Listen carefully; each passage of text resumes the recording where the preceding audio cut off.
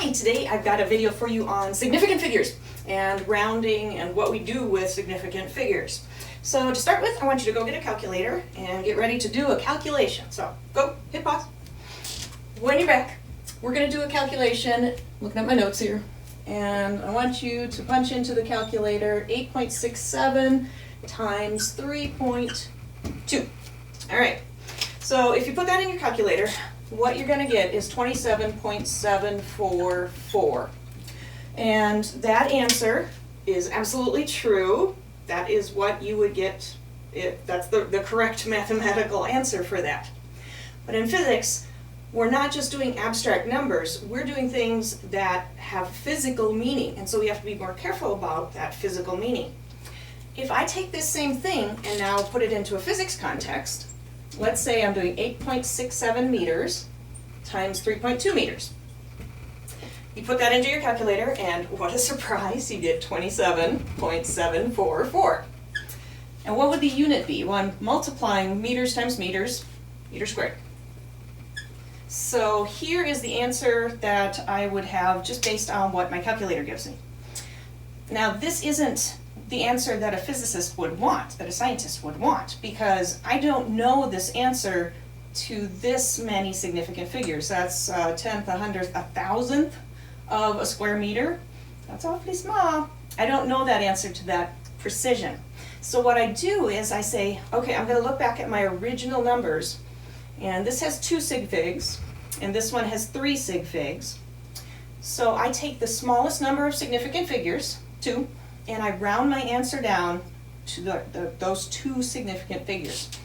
So 27, but it's 0.7, so I have to round up. So the answer I really want is 28 meters squared. So that's the correct answer in terms of how well we know our answer from what we were given to start with, because these numbers have a physical meaning. This is absolutely true, and that is mathematically correct. But for what we want in our class, because we're talking about physical things, is a rounding. So when we're multiplying, when we multiply or divide, then that means you go to the lowest number of sig figs. And your answer has to be rounded to the lowest number of sig figs. So in this case, 3, 2, 2 is smallest, rounded to sig figs. And when you're adding and subtracting, we have a slightly different rule. So let's give that a try.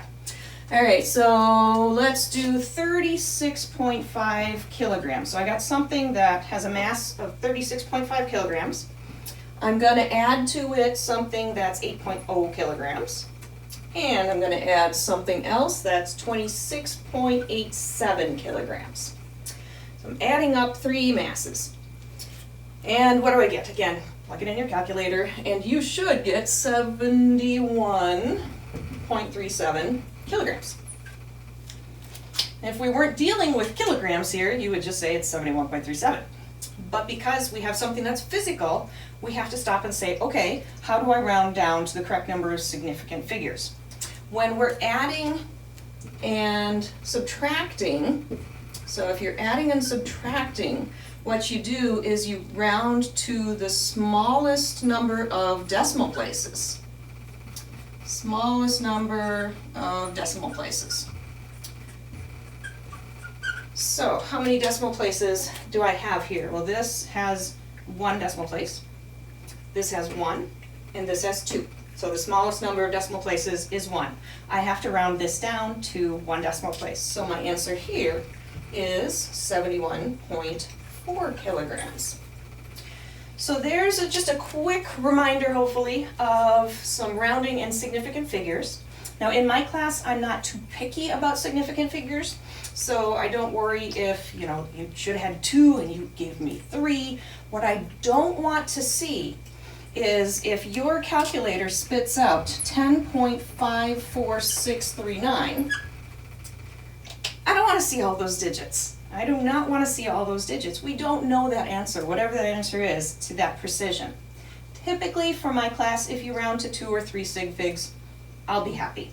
So in this case, 10.54639, let's round that to 10 point what? Well, we're over 50, so it's got to round up. I'm sorry. We're over 50, but under, so 0.546. Yeah, we make mistakes too as teachers. So this is going to round to 10.5, whatever the unit is. So don't give me everything your calculator spits out. Round it down to a reasonable number of significant figures, please. And that's, I think, all I wanted to show you about significant figures and rounding. Good job.